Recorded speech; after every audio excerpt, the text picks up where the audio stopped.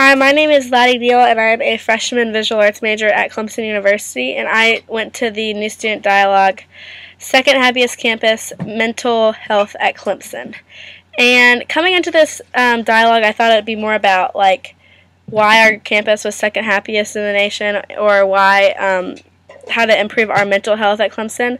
And instead, it was more about the actual mental disorders that people go through and our experiences with them, or if we had them or if one of our friends had them, and sort of discussing that with a group of people.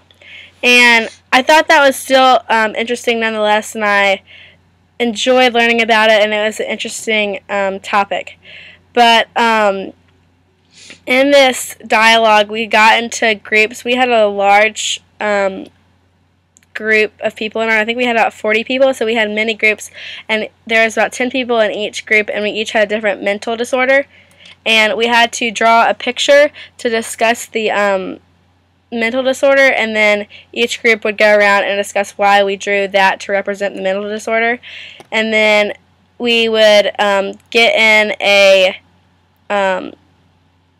stay in that group for about 5 to 10 minutes, and we would discuss our experiences about that mental disorder and show if we knew someone with it or even battled it ourselves, or just, and it sort of got us to get to know each other and then learn that even normal people have mental disorders and that they're more common than what we know of now. I think that our group achieved a good level of dialogue in the in our discussion group. It was kind of a sticky, hard topic to discuss because mental disorders are such a sensitive topic for some people. But I think we could have talked a little more about it. I feel as though the topic got a little sensitive at times, but the conversation slowed down. Or some people would talk more and some people would talk less. There's definitely people in the group that had a lot more active voices than others. I think they either were sensitive about the topic because they were battling it, or they were close to someone that had the mental disorder and they just didn't want to discuss it. But then there are some people who were super open about it and wanted to tell everyone about their person who had the mental disorder or the fact that they were battling the mental disorder. I, for instance, was a little more active in the group discussion because I knew some more people that had mental disorders. Like one of my friends had schizophrenia, and then a couple of my brother's friends had ADHD, so I spoke about that. But I think that helped because it got the conversation going and let us sort of get to know each other a little more. And then I liked hearing about everyone else's examples and their experiences with it, and how sort of each mental disorder changes, I guess, different, and you get to learn more about it and such.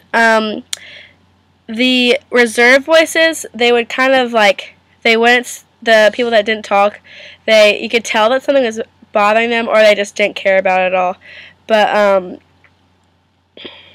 there was even one boy in our group who didn't speak the whole entire time, even when someone talked to him. And then at the very end of our discussion, we got to the depression part, and we were all speaking, and there was a little awkward time, and he finally started talking, and then he opened up about he was battling with depression, and that kind of put our group a little closer together, and I think it helped us get to know each other a little bit more. I could tell that it was a big step for him to take to open up to our group that he barely even knew. I tried to be an active talker in the group because I don't really like awkward silences, and I wanted to talk and tell everyone about my experiences with people I knew that had mental disorders. But I think that, and then other people would speak, and then it was a win-win situation because you got to learn more about their experiences. I think that this dialogue is a component of Library 100 because it's somewhat gets us to know our fellow freshman students, and it helps us learn more about them, and that we're all different, and sort of that we're not all perfect. Not that we are perfect, but that we all have problems.